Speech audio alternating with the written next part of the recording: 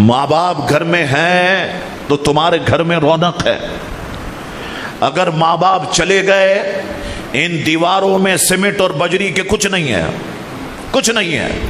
ساری رونق تمہارے گھر میں ہے تو ماں اور باپ کی وجہ سے ہے. یہ بات ذہن میں رکھو, اپنے ماں باپ کی عزت کرو. حضرت امام اعظم ابو حنیفہ رحمت اللہ تعالی علیہ جب تھوڑے بڑے ہوئے تو آپ کا بچپن تھا, والد محترم کا انتقال ہو گیا.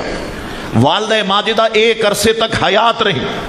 اچھا, امام اعظم کی والدہ ماجدہ جس طرح عورتوں کی عادت ہوتی ہے, جو قصہ گوئی کرتے ہیں, جو واقعات سناتے ہیں, واعظ اور خطیب ان کو وہ پسند کرتی ہے. تو امام اعظم کے دور میں بھی دو لوگ ایسے تھے,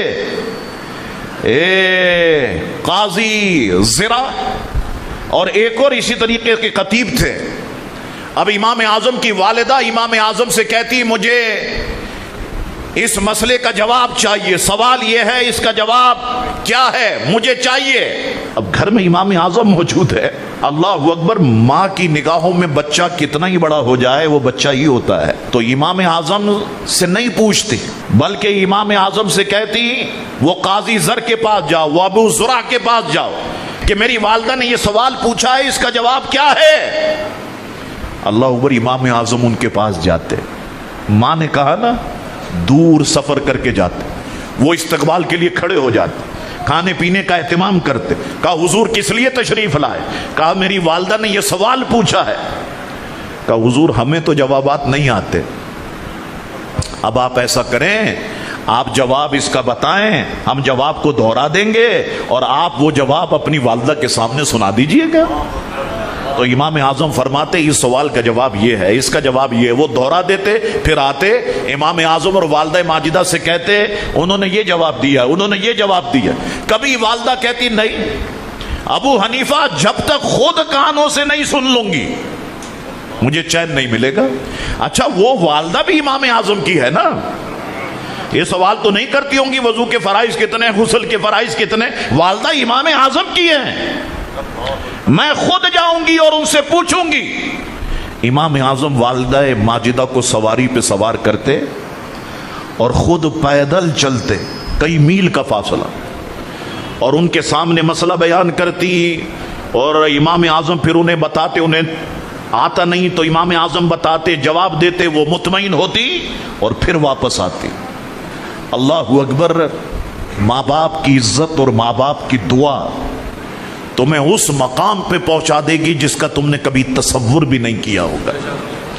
تمہیں بیوی مل جائے تو تمہیں ماں بری لگنے لگ جاتی ہے, بیوی مل جائے تو باپ برا لگنے لگ جاتا ہے. سوچو تو صحیح کہ اس ماں نے کتنے مہینے تمہیں پیٹ میں رکھا. سوچو تو صحیح کہ اس بوڑھے باپ نے تمہارے لیے کتنی مشقتیں برداشت کی, اور تم جوان ہو کے شادی کے بعد کہتے ہو ماں باپ سے اپنی بیوی کے سامنے تم نے کیا کیا میرے لیے.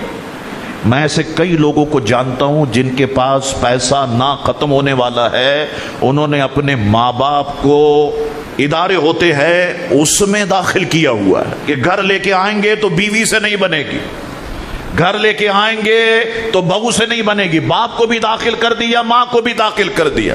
اور لعنت ہے ایسی اولاد پر جسے ماں باپ نے اتنی محبتوں سے پالا ہو, اتنی شفقتوں سے اور اتنے پیار سے پالا ہو.